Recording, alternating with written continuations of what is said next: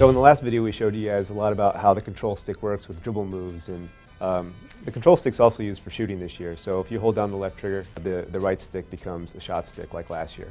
There's an option to flip that, but we really encourage all you guys just to try out the control stick the way that it's set up default in the game right now. Once you master it, it really is just a way better way to play the game. On offense, when you're getting crowded, you can push the control stick away from the defender if you wanted to protect that ball. Same thing Kobe would do in real life.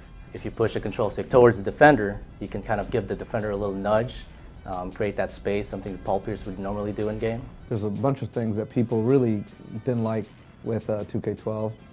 Speed was one thing.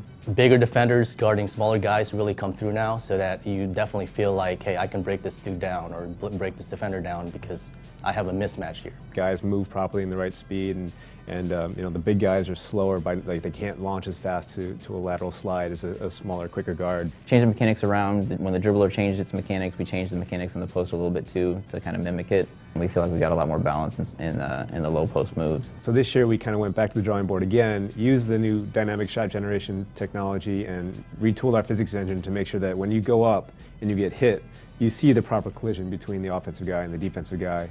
And the cool thing about it is when you get into the air or as you're landing, you'll always see something different when you attack the basket. So you'll see guys, you know, go up strong. You might get clobbered by a blocker, come down, wipe out. You'll see a lot more contact dunks, a lot more falls, a lot more cool stuff, you know, in the air.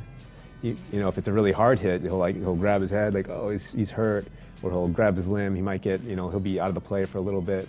So there's all kinds of interactions and all kinds of different sequences that can play out. One of the big complaints was going on a fast break and always throwing the ball to that last defender, even though you had 3 wide open guys. And so we figured out a bunch of ways of getting bounce passes into the game. You guys are really going to enjoy the game this year. 2K13 is our best game yet. Mates with the Gasol. Call it hang time and bang time.